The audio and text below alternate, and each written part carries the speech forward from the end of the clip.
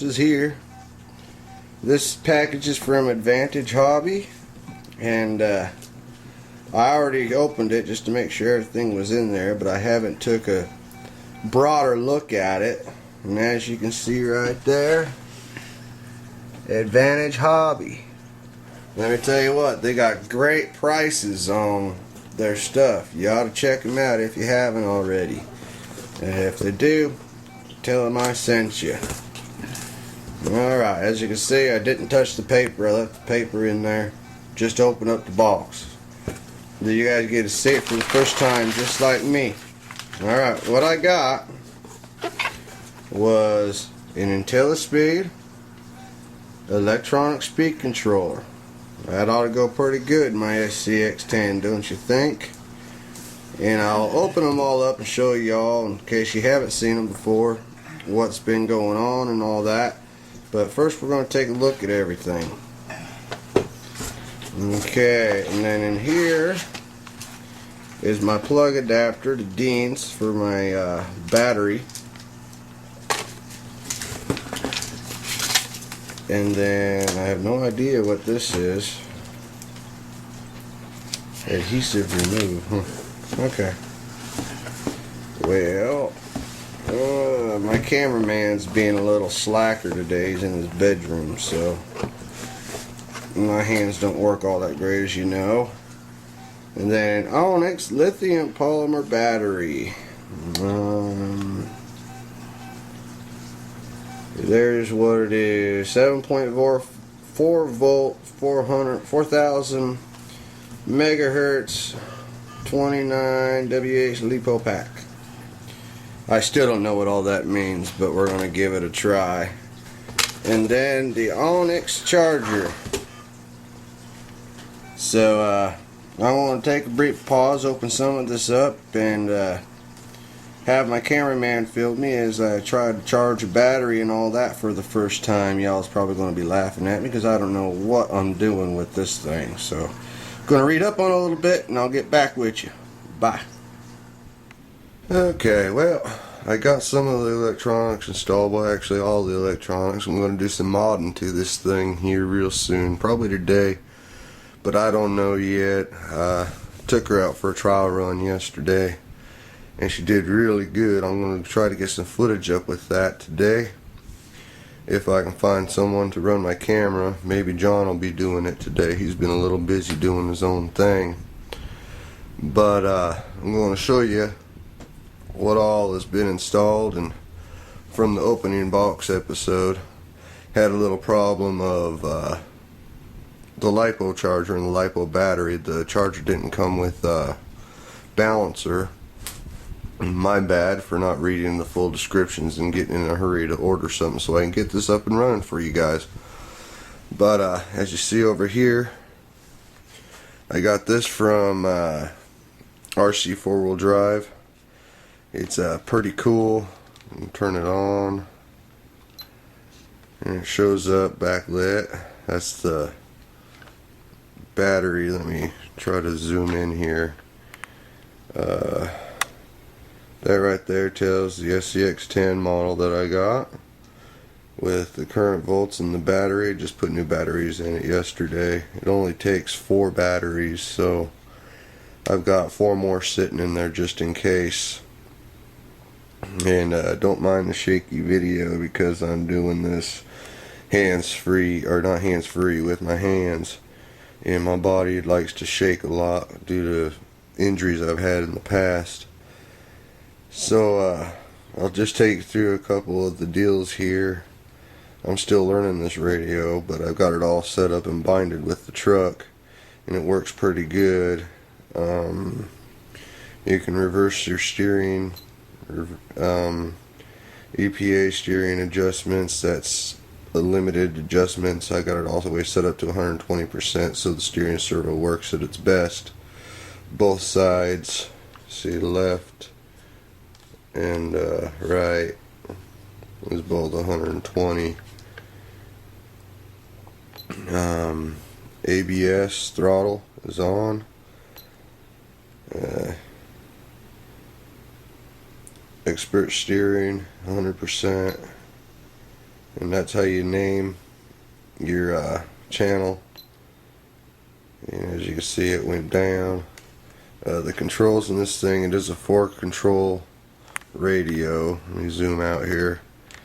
Right there's the third control, or third channel I mean, and then up here, right here, is your 4th channel. And now I'm going to show you what I got going on under the hood of the SCX10 Dingo.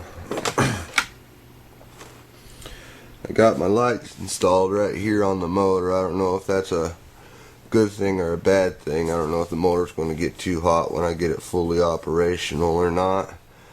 And but right there, I have really no place to install electronics on here. So I'm going to have to get some double-sided tape or Velcro and probably stick it right here. But for the time being, it's going to be there. I've got my electronic speed controller mounted on top of the steering servo. It'll allow air to come up through and cool it off a lot better. All these wires I just got hanging. I really haven't done much. It's just a quick install to see what goes on. The lights work. They work really awesome. I've got in my body right here, I've got some holes drilled out. I'm going to fine tune those up and do a light kit in the body as well with metal tabs. When it sits in here, it'll turn on those. Here's my idea for getting the lights to work on a channel. If I can find it all here. I had this old broken down servo. It was all stripped out, and the leads have been pulled out of it. As you can see, focus, focus, focus. Zoom out a little bit more. Right here is where the leads came in. But here's my idea. If I take the positive negative leads off the motor, pull the motor off of here, and put my positive and negative leads on this board and hook it up, I wonder if it'll work. I'm going to do some testing on that. That's going to be one of the mods. I don't like having to come all the way over here and turn on the lights, turn off the lights. I want it all done automated. So that's what I'm going to try to do. I don't know how it's going to work yet, but stay tuned for that. There really ain't much to really show. I'll have a better video up with all the wires hit. I'm thinking about taking them and putting them under here in the chassis frame and see where that goes. But yeah, it was pretty fun taking it out. I only was able to drive it for like, I don't know, a couple minutes because I didn't really want to drain the LiPo battery down too much. But I got the new part coming, so when it goes, we'll do that. When my part gets here, we'll charge her up and give her for a full run. Well, this is another part of the video. I'm going to sign out now and do some modding, and we'll get back with you. Bye. Alright, well, I'm back. I did some modding. As you can see right here, I got the light connector plate hooked up to the servo. So the servo plate that I had. There's the old motor right here. Took it off, ran it up, and got the little dimmer switch there, and well, everything's hooked up. So let's see how it works. We'll turn the receiver on, and then we will turn the car on. Just this right here, yeah, it's pretty cool. I got a little strobe action going. But turn that down.